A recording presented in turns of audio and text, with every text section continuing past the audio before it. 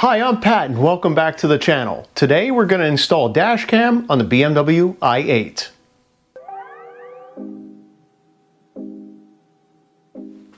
I recently received a question from a friend of mine, Brian Toder.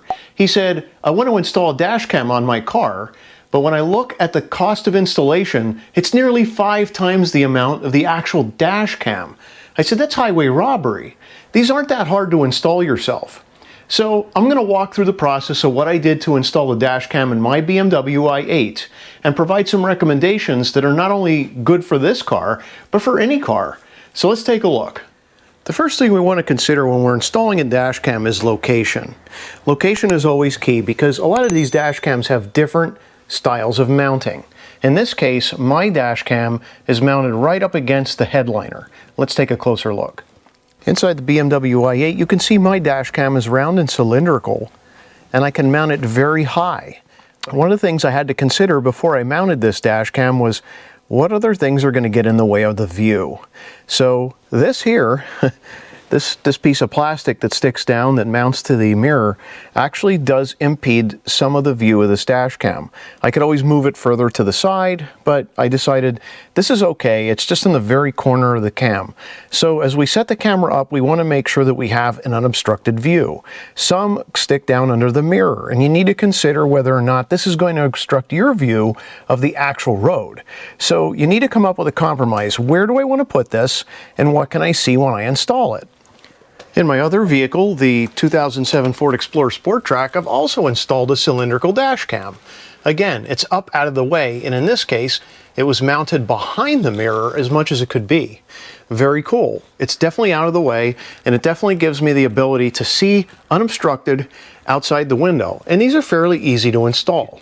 When deciding on a dash cam, you can purchase a front-only camera, or you could also purchase one that has a rear-facing camera. That way you can record in both directions on one SD card. So before I get started, let me talk a little bit about my choice of dash cam.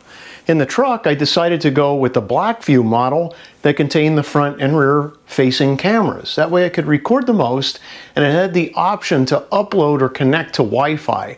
So if you do have Wi-Fi capabilities in your vehicle, you can actually view your camera from your cell phone anywhere. It's awesome. However, over time the technology gets better. What that means is what you thought was great resolution now, 2, 3, 4 years from now, that's subpar, and you can actually get more data in some of the newer dash cams out there. So of course you can always sell your old dash cam or get rid of it and buy a new one, but for something like the BlackVue, that's expensive. Link in the description below to the model that I have here in the truck. For the i8, I had trouble really deciding that having a camera that has front and rear views would be the best for me, for a couple of reasons. This glass in the back of the car would easily support a camera, but my view would be obstructed because the slant of the glass is so steep. So even though I put it up high, I really wouldn't be able to see much directly behind me. Because this car has a piece of glass between the trunk and the driver, now I have to figure out a way to get the camera back here and possibly drill some holes. It's inconvenient, it takes a lot of time. So I could have mounted it on the other side of the glass, so the front side of this glass in the actual passenger compartment. Again, now I'm even lower in the car and I can't see as much out the back. So I made the decision, let's not deal with a forward and rear facing camera for this vehicle. I used it in the truck and my other vehicle. They're great, but I decided I'm not going to bother with this one. So what did I decide to get for the BMW i8, this high-end car? Actually, I got a very inexpensive camera, the DDPai Mini3. So check the link in the description below. This camera was really easy to install. It's a USB powered, so you could just use your normal USB port, or if you wanted to use the 12-volt adapter for USB, the wire's long enough to tuck away, and it was super easy to install, and it's inexpensive. I'm getting good resolution at night, and I have the ability to take it out of the car and plug it into my computer via USB, and it mounts up as an extra hard drive. Now, you don't have to deal with SD cards with this camera as well, and that's a good thing in my opinion. The storage is built right into the camera, so when you have to upgrade, you're really not dealing with having an added expense of purchasing another SD card. It's great. and they're relatively inexpensive. If I really wanted to mount a rear-facing camera in here, I could just buy another one, and those two cameras combined are cheaper than it would have cost to put in a BlackVue camera. No disrespect to BlackVue, I love it, but I mean, this is great. Can't complain. So let's take a look at the install procedure for installing this DDPai Mini3 in the BMW i8. I'm sitting inside the BMW i8 and I just uninstalled the dash cam. It took about 2 minutes, not long at all. The install process will take a little bit more time, but definitely not going to take hours. I've already thrown away the packaging material, but to show you what the dash cam looks like, you can see the lens here. There's a speaker over here which you can configure to let you know what's going on with the dash cam. On the other side, in the center is a power port, and off to the left is a USB port. And then in the back here you have a light. It's not lit up, so. This is your actual dash cam, and by itself you could take this to your computer, plug in that USB port, and it will show up as an additional drive, and that way you can get your videos off of it. It also transmits Wi-Fi, so you can use your phone and connect to this camera very easily using the DDPai app. And that way you could equally pull video off of this device if you're on the road. Up here is the mount for the DDPai. I've already installed it. It's a double stick adhesive on the glass side. And the kit comes with an alcohol wipe, so you can wipe down the area where you want to install this and then mount it. But don't mount this right away. This is actually the proper location where I wanted it installed, but you want to actually have the camera inside of the mount and powered up so that you can look at it on your phone and make sure you got the view you want before you go ahead and mount it to the windshield. And the kit contains about 12 feet of wire with a USB connector and this connector which plugs into the side of the camera. So that when it's mounted on the dash, we just plug it in and it's ready to go. And finally, it comes with this 12-volt adapter with 2 USB ports on the back. This is the recommended device. You can use other devices, but the manufacturer recommends that you use this one because it will provide the power that the camera needs. So the first thing we do is plug the USB port into the adapter and then plug it into a 12-volt port. On the BMW i8, the 12-volt port is right here under the dash. Now this 12-volt port will provide power full time. So if you do turn the car off, the camera will continue to run, but you got to be careful because you don't want it to drain your battery. So if you happen to be away and you don't want the camera to be running, you can just pull the USB port or pull the entire 12-volt port out of the socket. Now that we've plugged the device into the 12-volt port, we can see that there's a light lit here that lets us know that it's starting to record. So let's pull the app up on the phone and see exactly what this thing sees. I went ahead and started the DDPai app, and all cameras have a different app that you can use. This will give you the ability to view things. So here we have the camera, and you can see it's actually viewing the phone. So picture in picture here. This device uses Wi-Fi in order to communicate with the cell phone, and I could use the cell phone in order to retrieve old videos. But for right now, I want to use the cell phone in order to set up my aiming point. So let's assume this is a new installation for you. The part that connects to the windshield would still be on the actual camera itself, and you would hold it up to the windshield and then see what you get here on the cell phone. Let me show you. So if I haven't mounted it yet, I can just hold this device against the glass and then adjust it left or right, or I could even twist it. Now let's take a look at the view that we get when we twist it here. We can see that you can turn it all the way up or all the way down. And I like to turn this down so I can actually see the hood of the car. So here we can see the hood of the car. That's great. But I also want to make sure I have no obstructions left or right. And I do have an obstruction here, and that is this piece of plastic. So I can actually see that in the view of the camera, and it really doesn't get in the way too much for me. I'm happy with getting the recording that I am getting, but if I did not want that in the view, I would actually need to take this and move it over here, but then I don't get more of a centered view of the car. So I want to be able to grab as much information as I can as I'm rolling down the road, and I think this satisfies it for me. So you don't want to tilt this too high so you can't see what's in front of you, and you don't want to tilt it too low so you get nothing but dash. You sort of want to have a middle ground. So in this case, right here is about right. I can actually see the little bit of the dash, some of the hood, and I get a full unobstructed view directly in front of me.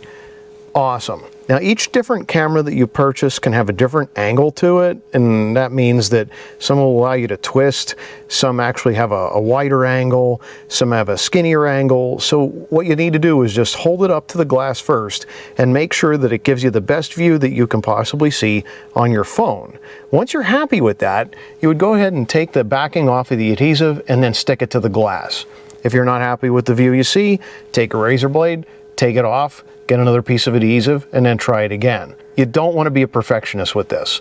You want to get it in an area where it can capture the information that you need, and it doesn't have to be perfect, because as you're driving, things are going to hit the windshield that obstruct the view. For example, if it's dirty here and this isn't in the path of a windshield wiper, if the windshield wiper only comes to here, you're going to get a lot of rain in it. So you need to consider all those when you decide where you're going to mount it. But once you got it mounted, now all we got to do is run the wire between the glass and the headliner and the glass and the A-pillar, or even the glass, or the A-pillar and this weather stripping, in order to get it under the dash and then to where our 12-volt socket is at. This actually isn't that difficult. What I'm going to do is I'm going to take the wire and I'm going to press it up into here. And if I can't do it with my fingers, I'm going to go ahead and use some type of a device like, I don't know, a credit card, something that can actually push up into here and not scratch anything. So a credit card will work very well. Let's give this a try. Now that it's been unplugged, I can go ahead and start feeding the wire between the headliner and the glass. So this headliner will easily come down away from the glass. If it's hard to get that to come down, you could just use some type of a credit card, give it a pull, and then you could tuck. So that's what I'm going to do. I'm going to start to feed it along the headliner. And I'm just going to use my card and give it a little bit of a pull, and then I can tuck this up inside.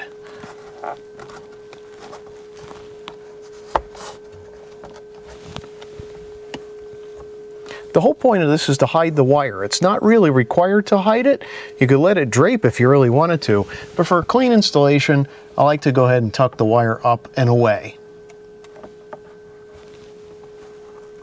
If for some reason your headliner isn't as tight as the i8, or it'll actually hold the wire, sometimes it's best to stick something in here like a tiny bit of foam or something in order to hold that wire in place.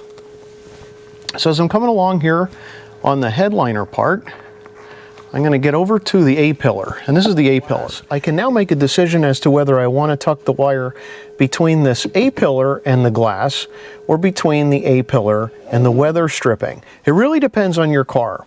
I tried to tuck it here between the A-pillar and the glass, and it was a little difficult. It wouldn't stay there, so I decided I can always feed it along this gap and then in through the weather stripping. So that's what I'm going to do. I'm going to try to tuck it up here as hard as I can to make sure that it stays in place, and then I'm going to start tucking it in between these sections of the A-pillar and the roof liner.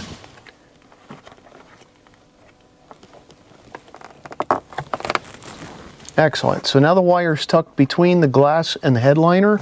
It's out of view. And again, the only purpose for this is to just hide it. At this point, if you wanted to plug the wire in and it's out of the way, you could do that. But I prefer a cleaner installation, and that's why I'm going through the process of making sure that I tuck. So now I'm going to tuck the wire wherever I can in order to get it down along the dash of the car. And in the i8, that means I'm just going to go ahead and tuck it between the A-pillar and the headliner. There we go. Excellent. So at this point, I'm actually between the A-pillar and the headliner and this piece of weather stripping. So I'm just going to make a turn and then start heading down toward the dash. This is easy because this weather stripping really doesn't do much more than just butt itself up against the A-pillar.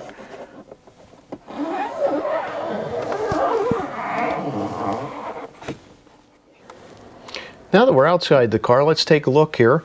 This is the weather stripping that seals the door to the A-pillar, and this is the inside of the weather stripping where I went ahead and tucked the wire. So here's where we're at with the wire. I just fed it all the way down to the side of the dash, and at this point I just want to tuck it in between any panel and the dash itself. And if it's sticking out, I can just find a home for it.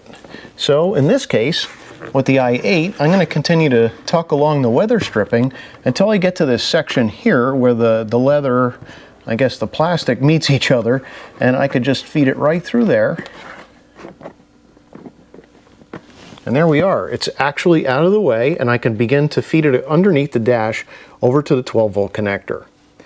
The underside of the dash of each car is going to be different. With the i8, we have a panel here that we could actually just tuck the wire around the edge of the panel and over to the 12-volt connector. But this has an airbag right here. If we're in an accident, we want to make sure that we don't block this airbag. So we want to run the wire back behind the airbag as much as we can. And there is a lot of excess wire here. We don't need all of this. So we could either zip tie it up or loop it up and then just tuck it away where it can't impact anything. Honestly, the only thing you really need to worry about under the dash here is this airbag. If you're on the driver's side, of course, you have to make sure that you don't impact any of the pedals.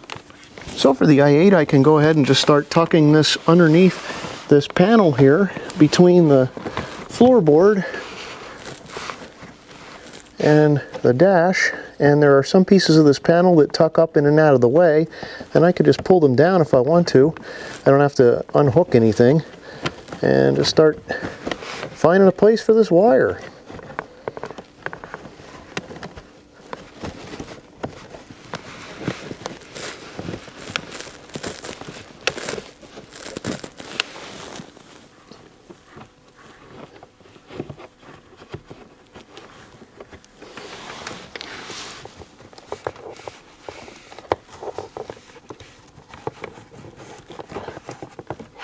Well, here I am. I'm very close to my 12-volt connector, and I have a bunch of extra wire.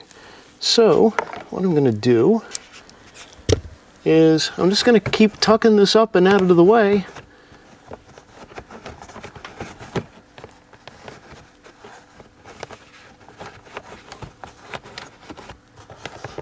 Until my wire is short enough that I can go ahead and plug it in. So there's my 12-volt connector and wire, and it's tucked up and away. You really can't see it anymore. And honestly, it looks like a professional installation, and it's going to do exactly what it would normally do if anyone else installed it. So it only took a few minutes. One neat thing about this DDPai is it gives me an additional port to go ahead and plug in my cell phone charger.